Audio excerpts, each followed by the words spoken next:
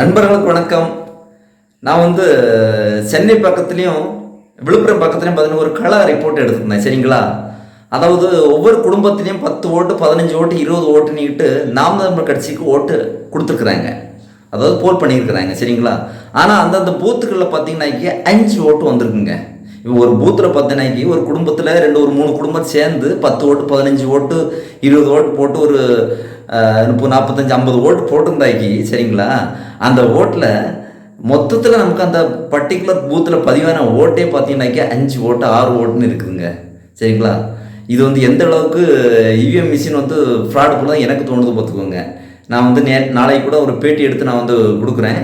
Right. அன்றைக்கி கலைதாரத்தெல்லாம் கேட்டது. சரிங்களா? அப்போ இதில் என்ன தெரியும்னாக்கி இவிஎம் ஒரு ஃப்ராடு தான் அப்படி தான் தெரியுது. இந்த கார்பரேட் கும்பல் மூலமாட்டு நம்ம என்ன தெரியுதுங்க, யாரையுமே வெளிப்படையான அரசியல் நமக்கு மக்களுக்கான அரசியல் எதுவுமே செய்ய முடியாது. இந்த கார்பரேட் மாஃபியா கும்பல் பார்த்தீங்கன்னா முழுக்க நமக்கு எதிராக தான் இருக்குது. இதனால தான் இவிஎம் மிஷினை பிஜேபி இந்த காங்கிரஸ்லாம் தொங்கிட்டு இருக்கிறாங்க. ஏன்னா அவங்களுக்கு என்ன பண்ணிக்கலாம், வாக்கு போட்டு முடிச்ச பிறகு ஃபைனலாக கூட ரீசெட் பண்ணிக்கலாம். ஏன்னா எலக்ட்ரானிக்ஸ் பார்த்தீங்கன்னா எல்லாமே பார்த்தீங்கன்னா ஹேக் பண்ணிக்கலாம். அது என்ன பண்ணிக்கலாம், ரீசெட் பண்ணிக்கலாம். அந்த ஆப்ஷன் எல்லாமே இருக்குது. ஆனால் கவர்மெண்ட் என்ன சொல்லுது, அதெல்லாம் ஒன்றும் பண்ண முடியாதுன்னுட்டு. Anything can be hacked. இந்த எலான் மாஸ்கே ஒரு ரிப்போர்ட்டை சொல்லியிருப்பாரு. இந்த மாதிரி ஒரு தகவல் இருக்குது.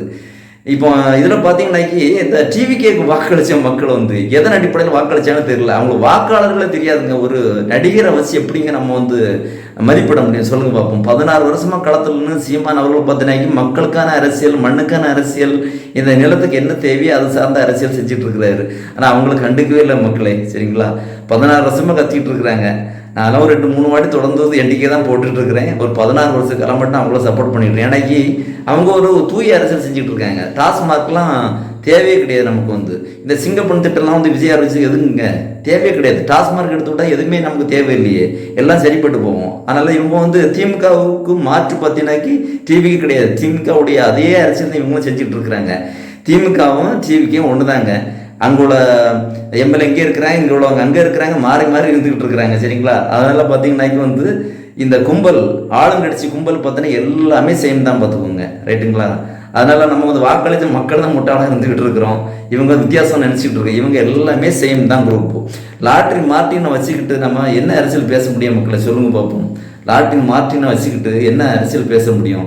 அந்த கும்பல் லாட்ரின் மார்ட்டின் பார்த்தீங்கன்னாக்கி அந்த அவங்க குடும்பத்தில் 3 அமைச்சர்கள் அப்படியே இருக்கிறாங்க மக்களே. சரிங்களா? இதெல்லாம் மக்கள் எப்படி ஓட்டு போடுறாங்கன்னு தெரியல. அதனால் ஒருத்தனை ஏமாத்தினாக்கி அவனை ஆசைகளை தூண்டணும்னு சொல்லுவாங்க பார்த்தீங்களா? இதை நான் அதை கொடுக்குறேன். ஃப்ரீ பீஸ்னால் எதுக்குங்க? ஃப்ரீ பீஸ்னால் எதுக்கு? தேவையே கிடையாது.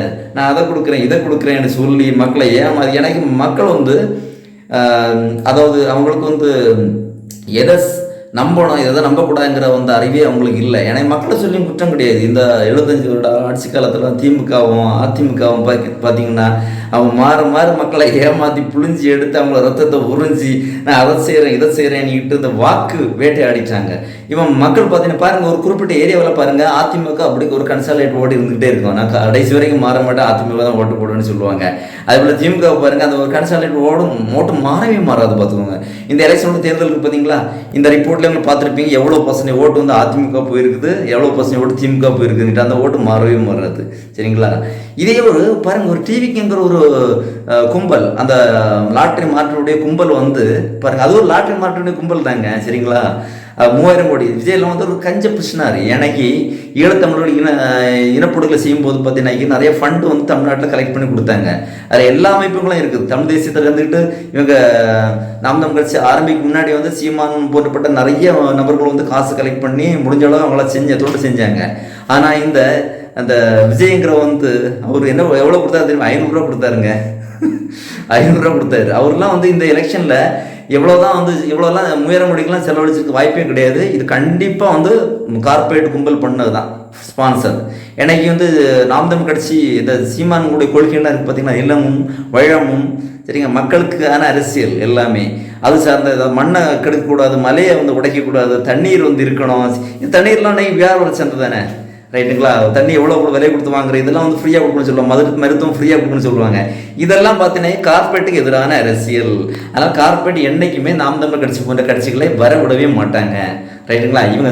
இங்கே நாம் தமிழர் கட்சி வந்து கரெக்டாக வந்து என்ன பண்ணுறாங்கன்னா கம்யூனிஸ்டுடைய சித்தாந்தம் அப்படியே ஃபாலோ பண்ணுறாங்க. இங்கே தமிழ்நாட்டில் இருக்க கம்யூனிஸ்ட் கிடையாதுங்க, இங்கே திமுக ஒற்றுமையாக இருந்துகிட்டு இருக்காங்க. அட்லீஸ்ட் வந்து கேரளாவோட கம்யூனிஸ்ட்லாம் ஒத்துக்கலாம். இந்த மாதிரி இருக்குது. அதனால் வந்து நல்ல கொள்கைகள், நல்ல மனுஷனா, நல்ல வந்து ஒரு ஆட்சியாளங்க வரவே விட மாட்டாங்க கார்பரேட் கும்பல். அது கேரளாவில் கூட சாத்தியப்பட்டுரும், தமிழ்நாட்டில் சாத்தியப்பட அவசியம் கிடையாது. எனக்கு தமிழ்நாட்டில் எல்லாமே பார்த்தீங்கன்னா கார்பரேட் தான் இது வரைக்கும் ஆண்டுகிட்டு இருந்து. போன ஆட்சி பார்த்தீங்கன்னா திருட்டு திமுக ஆட்சி, நம்பர் 1 ஃப்ராடு கும்பல். அதே போல் அதிமுக ஆட்சி. அதுக்கு அதிமுக ஆட்சியில் சில இது முன்ன பின்ன நம்ம இருந்தாலுமே என்ன பண்ணிக்கலாம், மக்களுக்கு ரொம்ப வந்து பாதிக்கப்படலாம் மக்கள்லாம். அப்படி இருக்கும்போது இந்த டிவிகே கும்பல் புதுசாக வந்து பார்த்தீங்கன்னா இந்த ஐடி எம்ப்ளாயீஸ், அப்புறம் பார்த்தீங்கன்னா நடுநிலையாளர்கள் வாக்கு, அப்புறம் பார்த்தீங்கன்னா இந்த அரசியல் என்னன்னு தெரியாத அந்த கும்பல் பார்த்தீங்கன்னா படம் பார்த்தீங்கன்னா குளிக்க மாட்டான், அவன் சோப்பு போட மாட்டான், சரிங்களா, அவன் எதுவுமே செய்ய மாட்டான். அந்த மாதிரிப்பட்ட ஒரு கும்பல், ஒரு அழுக்கு கும்பல் பார்த்தீங்கன்னா வந்து ஒரு படம் பார்க்கும். ஃபர்ஸ்ட் ஒன்னே படம் பார்த்துரும், மண் சோறு சாப்பிடும், பாலாபீசம் செய்யும் நடிகனுக்கு. இந்த மாதிரி ஒரு கும்பல்லாம் பார்த்தீங்கன்னா வெரைட்டிஸாக அவங்கள பிரித்து எடுத்து அவங்க வாக்கம் வந்து வேட்டையாடிட்டாங்க.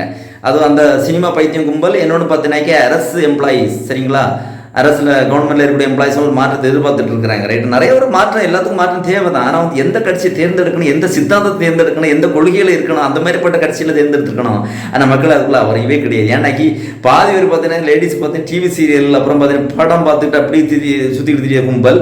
என்னொன்று பார்த்தீங்கன்னா வந்து பார்த்தீங்கன்னா என்னது அந்த டாஸ்மார்க் ஜென்ஸ் ஃபுல்லாக வந்து என்னது டாஸ்மார்க்கில் இது பண்ணி நாசமாக போயிட்டாங்க. அப்போ வந்து இந்த மாதிரி இருக்கிற கும்பலை வந்து அவங்க என்ன பண்ண முடியாது, நம்ம புரட்சி தயார்படுத்த முடியாது, சொசைட்டியில் என்ன நடந்தனாலும் அவங்கள வந்து ஒரு நல்வழிப்படுத்தவே முடியாது. அப்போ இதில் வந்து என்ன தெரியுதுன்னா, இந்த அரசியல் பற்றி மக்களுக்கான அரசியல் கிடையாது, சேவை அரசியல் கிடையாது, செய்தி அரசியல் தான். எவன் அதிகமாக ஏமாத்துறானோ, எவன் அதிகமாக வந்து அட்வர்டைஸ்மெண்ட் கொடுக்குறானோ, எவன் அதிகமாக வந்து பார்த்தீங்கன்னா மக்களை வந்து கவர் பண்ணுறானோ, கவர்ச்சியால் வந்து இது பண்ணுறானோ, எவன் அதிகமாக பார்த்தீங்கன்னா ஃப்ரீ பீஸை கொடுத்து ஏமாத்துறானோ அவங்கள தான் மக்களை தேடி போகிறாங்க. அவங்களாம் அரசியல் அறிவே கிடையாது. ஏன்னா பக்கத்தில் ஒரு கேரளாவை பார்த்து நம்ம தெரிஞ்சிருக்கலாங்க. கேரளா இருக்கக்கூடிய 1% அறிவு தமிழ்நாட்டு மக்கள் கிடையாதுங்க. 1% அறிவுகளுக்கு தமிழ்நாட்டு மக்கள் கிடையாது. எனக்கு அவன் வந்து அந்த மாதிரி கிடையவே கிடையாது. அவன் மண்ணை பாதுகாப்பான், மலையை பாதுகாப்பான், சரிங்களா, அவன் நீர்நிலை பாதுகாப்பான். அந்த 1% அறிவில் கூட நமக்கு வந்து தமிழர்கள் கிடையவே கிடையாது. ஏன்னாக்கி நம்ம வந்து ஜாதியால் மதத்தால் பிரித்து கிடக்கிறோம், யார் ஆட்சி செய்வான்னு தெரியாது. இந்த டிவிகே கும்பல் வந்து அது ஒரு கும்பல், சரிங்களா, அது வந்து ஒரு மாஃபியா, சரிங்களா. நான் வெளிப்பட சொல்ல போனாக்கி ஒரு குறிப்பிட்ட மொழி பேசுகிற மக்கள் வந்து டாமினேஷன் அதிகமாக தமிழ்நாட்டில் இருக்குது. உங்களுக்கு தெரியும்னு நினைக்கிறேன். I don't want to mention that name. Okay, நல்லா தெரிஞ்சுக்கோங்க. அப்போ இந்த மாதிரி இருக்கும்போது தமிழ்நாட்டு அரசியலில் வந்து என்னது இந்த இவிஎம் மிஷின் வந்து பிக் ரோல், சரிங்களா. அதில் வந்து நிறைய முறைகள் நடந்திருக்குது. நம்ம கட்சிக்கு வந்து கிடைக்கக்கூடிய வாக்குகள் நிறைய வந்து வேட்டையாடப்பட்டிருக்குது, சரிங்களா.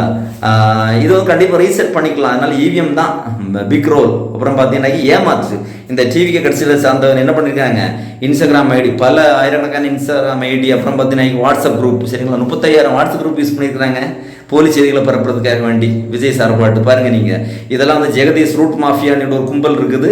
அதாவது விஜயோட மேனேஜர், அவங்க மூலமாக செஞ்சுருக்கிறாங்க. ரைட்டுங்களா. எத்தனோரு தெரியும் மக்களே, எத்தனோரு தெரியும். நம்ம ஐட்டில் வேலை பார்த்து என்ன பிரயோஜனம், அசிஸ்டன்ட் ப்ரொஃபஸர் என்ன பிரயோஜனம், சரிங்களா, ஒரு கவர்மெண்ட் வேலை பார்த்து என்ன பிரயோஜனம், ஒரு ப்ரைவேட் ஆர்கனைசேஷன் வேலை பார்த்து என்ன பிரயோஜனம், ஒரு பிஸ்னஸ் பார்த்து பண்ணி என்ன பிரயோஜனம் நமக்கு தெரியாது. நம்ம கண்ணிலே மண்ணை போட்டு இது பண்ணுறான் பாருங்க. அந்த திமுக குரூப்பில் உள்ள திருட்டு திமுகவுடைய பெண் குரூப் இருக்குது, பெண் மாஃபியா, அதுக்கு ஈக்குவல் அதை விட மோசமான கும்பல் இந்த ஆதவர்ஜனுடைய லாட்டர் சீட் மார்டின் கும்பல் இருக்கு பார்த்தீங்களா, இந்த ரூட் மாஃபியா. அது பேரே பார்த்து இந்த ரூட்னு சொல்லுவாங்க.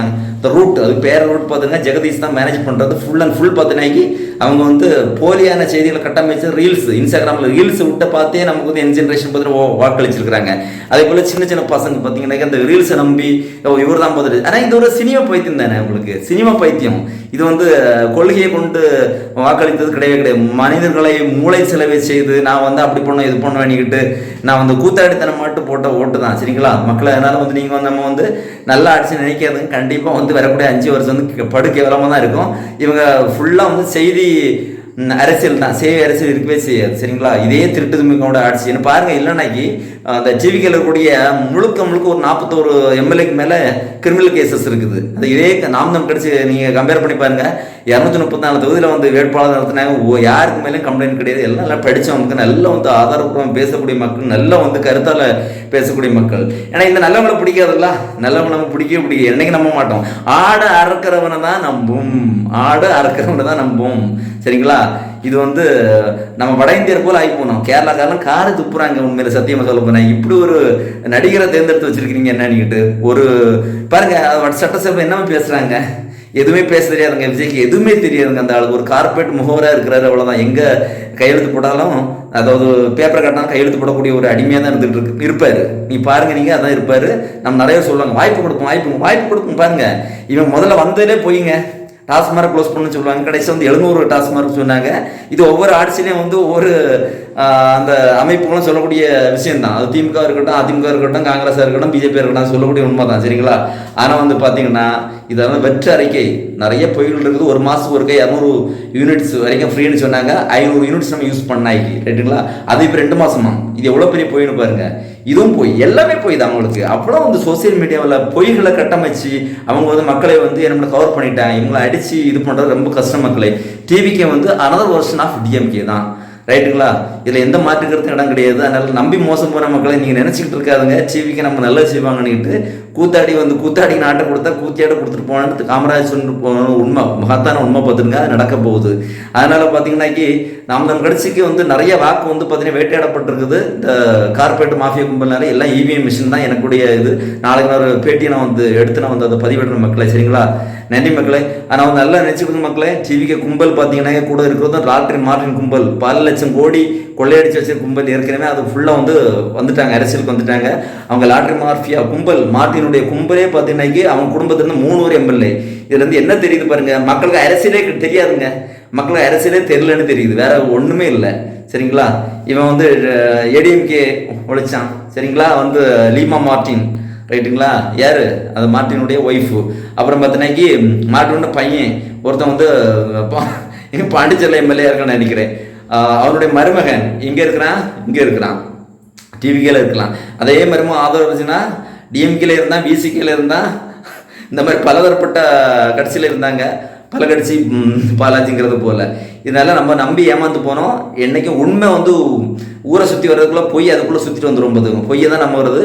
நம்ம என்ன பார்த்தோன்னாக்கி இந்த இன்ஸ்டாகிராம் இருக்கிற reels, WhatsApp message, Facebook message, அந்த ரீல்ஸ் எல்லாம் பார்த்து தான் நாசமாக போனோம். இதுதான் உண்மை. பண்ணிக்கிட்டு கடைசி ஒரு நல்ல கட்சி, ஒரு மொழி சார்ந்து பாகுபாடு பார்க்காத, சரிங்களா, ஜாதி பார்த்து நீ ஓட்டு போட்டாங்க எனக்கு தீட்டுன்னு சொன்ன ஒரு நாம் தமிழ் கட்சி ஒழிச்சிட்டீங்க கடைசியில். ஆனால் தத்துவம் மாறாத மக்களே, சரிங்க, அவங்க தத்துவத்தை ஒழிக்கவே முடியாது. தத்துவம் அப்படி இருக்கும். மேபி எனக்கு ஒரு சில இதுகள்லாம் இருக்குது. சாட்டையோட வீடியோலாம் எனக்கு பிடிக்காது பார்த்துவோங்க. அந்த ஆள் வந்து அவர் யூடியூபர்ஸ், அவ்வளோதான். அது நாம் தமிழ் கட்சியுடைய தலைமை ஒருங்கிணைப்பாளர் சீமான் அவர்கள் பார்த்தீங்கன்னா 2 முறை அவர் வந்து கட்சியை விட்டு நீக்கினார், சரிங்களா? எனக்கு அவருடைய பதிவுகள்லாம் சரிப்பட்டு வராது, ரைட்டுங்களா? அவர் ஒரு யூடியூபர் காசு சம்பாதிச்சுட்டு போகிறாரு, ரைட்டுங்களா? அவரெல்லாம் கட்சியில் வந்து ஒப்பிடாதவங்க மக்களே, சரிங்களா? அவர் கட்சி இங்கே நம்ம கட்சியில் வந்து சாட்டையுடைய வீடியோக்கும் கட்சிக்கு எந்த தொடர்பும் கிடையாது. அண்ணன் சீமான் அவர்களே ஒரு அறிக்கை வெளியிட்டிருப்பாங்க. அவருடைய கட்சிக்கும் எங்கள் கட்சிக்கும் வந்து அவருடைய வீடியோக்களுக்கும் ஒளிப்பதிவுகளுக்கும் எந்த சம்பந்தம் கிடையாதுன்னுட்டு. அதனால் வந்து அதை ஒப்பிடாத தயவு செய்து, சரிங்களா? நன்றி மக்களே. நாளைக்கு நான் ஒரு வீடியோ வெளியிடுறேன், அதை பாருங்கள் நீங்கள். நன்றி.